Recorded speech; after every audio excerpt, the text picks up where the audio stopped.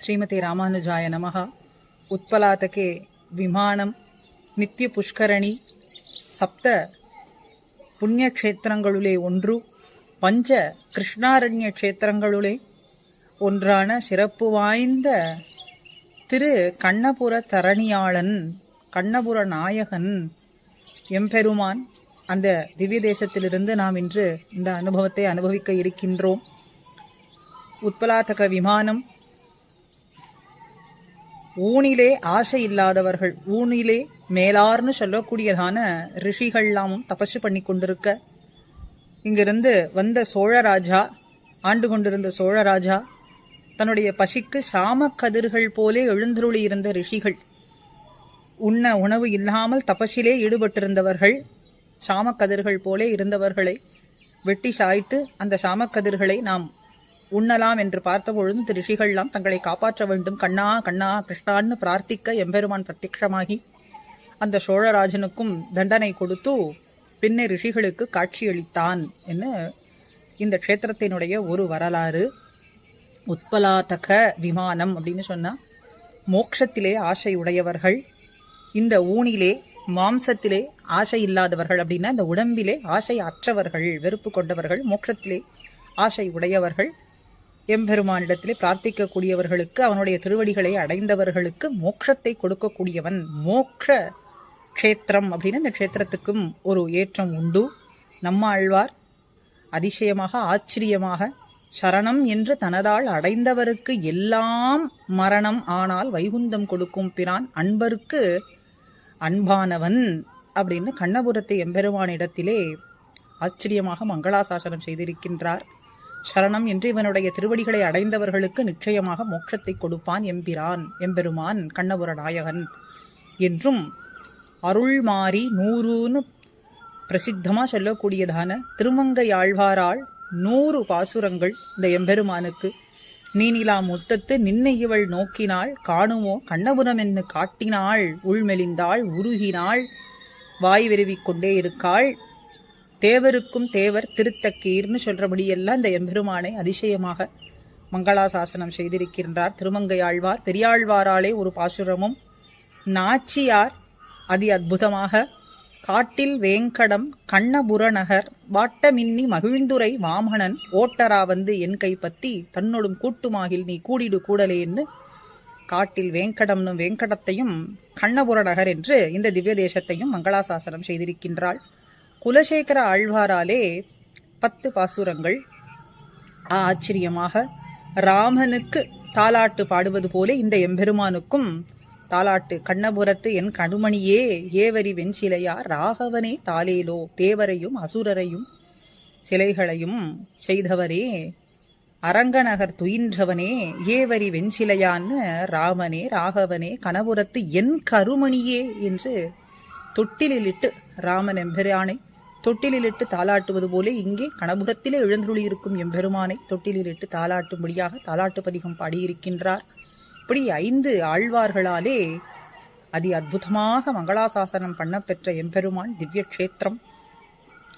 சௌரி பெருமாள் அப்படின்னு இங்கே அர்ச்சகர் எம்பெருமானுக்கு கைங்கரியம் செய்து கொண்டிருக்கும் பொழுது இங்கே ஒரு பெண்மணிக்கு எம்பெருமானுடைய மாலையை பிரசாதமாக கொடுக்க, பிரதிதினமும் இந்த சோழராஜா இங்கே எழுந்தருளியிருந்து எம்பெருமானுடைய மாலையை தான் வாங்கி கொண்டு பிரசாதமாக வாங்கி கொள்ளும் வழக்கம் இருந்ததாக, அன்றைய தினம் அந்த பெண்மணிக்கு ஏதோ ஒரு ஞாபகத்திலே இந்த பட்டர் அர்ச்சகர் கொடுத்து விட, இப்போ ராஜா வந்து கேட்பாரே என்ன செய்வது என்று அந்த பெண்மணியின் இடத்திலிருந்து அந்த மாலையை வாங்கி கொண்டு வரும்படிக்கு ஒரு சிவனிடத்திலே நியமனம் பண்ணினார் அந்த பட்டர்.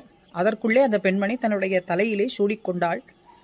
அது பட்டர் கேட்கிறாரேன்னு சொல்லிட்டு மறுபடியும் அந்த மாலையை கொடுக்க அதை ராஜாவுக்கும் சாத்தினார். அதில் பார்த்தால் ஒரு முடி இருந்தது, மயிர் முடி இருந்தது, கேசம் இருந்தது.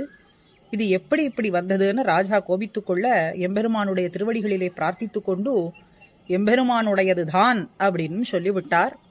எம்பெருமானுடையதா, மறுநாள் காலை வந்து நான் பார்ப்பேன், எம்பெருமானுடைய கேசத்தை நீர் காண்பிக்க வேண்டும் அப்படின்னு சொன்னார்.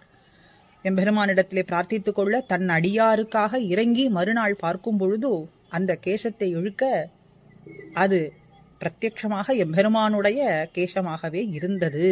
ஒரு துளி ரத்தம் பட்டது அப்படின்னு சரித்திரங்கள் சொல்றது. அதனாலே சௌரி பெருமாள், சௌரிராஜ பெருமாள் அப்படின்னு எம்பெருமானுக்கு திருநாமம்.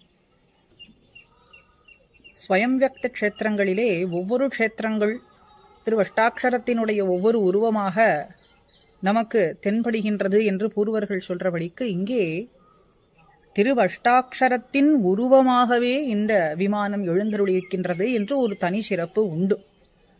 திருமங்கையாழ்வார் வாடினேன் வாடி பதிகத்திலே நான் கண்டுகொண்டேன் என்று சொன்ன பிறகு அதனுடைய அர்த்தத்தை உணரும்படியாக எம்பெருமான் இங்கே காட்டிக் கொடுத்தான் அப்படின்னு திருவஷ்டாட்சர விமானம், திருவஷ்டாட்சர திவ்ய தேசம் அப்படின்னு இந்த க்ஷேத்திரத்துக்கு ஏத்தம் சொல்றார்கள்.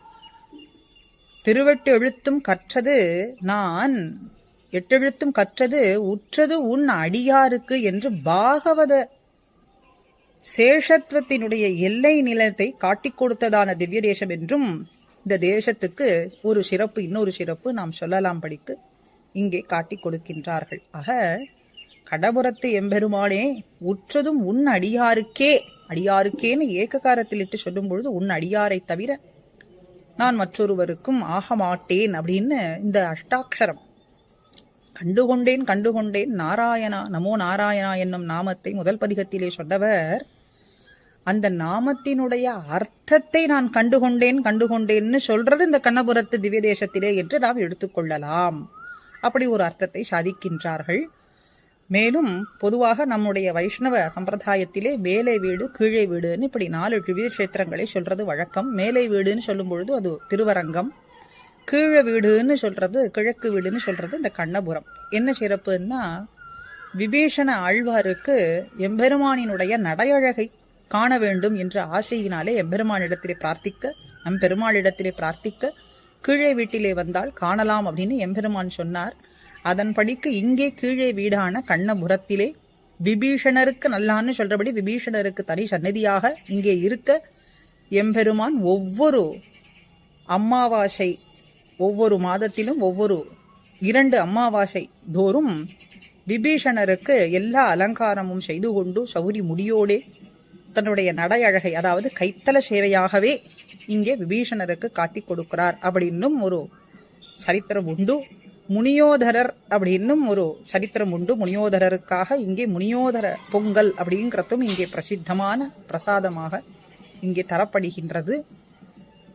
இப்படி அர்ச்சகருக்காக, திருமங்கையாழ்வாருக்காக, இங்கே முனியோதரர் என்ற சுவாமிக்காகவும் மேலும் விபீஷணருக்காகவும் இங்கே அதற்கு மேலே ரிஷிகளுக்கும் சோழராஜாவுக்கும் இப்படி பிரத்யட்சமாக எம்பெருமான் காட்சி கொடுத்து கொண்டு நாமும் இன்றும் அனுபவிக்கும்படிக்கு இங்கே எழுந்தருளி இருக்கின்றான் அப்படின்னு இந்த க்ஷேத்திரத்துக்கு சிறப்புகளை சொல்லிக்கொண்டே நாம் செல்லலாம்.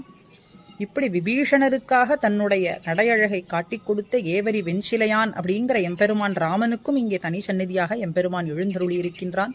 மூலவர் நீலமேக பெருமாளாக காட்சி கொடுத்து கொண்டு நம்ம எல்லாம் தன்னுடைய அழகிலே அடிமை கொள்ளும்படிக்கு, அவனுக்கே நாம் அடிமையாகும்படிக்கு தன்னுடைய அழகை காட்டிக்கொண்டு இங்கே எழுந்தருளி இருக்கின்றான் அப்படின்னு 129 பாசுரங்கள் இந்த திவ்ய தேசத்துக்கு, 5 ஆழ்வார்கள் மங்களாசாசனம், அதி அற்புதமான திருமங்கை ஆழ்வார் பாசுரங்கள், ஒவ்வொன்றும் உள்ளத்தை உருக்கும்படியான பாசுரங்கள். இந்த க்ஷேத்திரத்திலே இன்று நாம் எம்பெருமானுடைய ஏற்றத்தையும் ஆழ்வார்கள் மங்களாசாசன பாசுரங்கள் மேலாக பார்க்கும்படியான பாக்கியம் இன்று நாம் கிடைத்தது.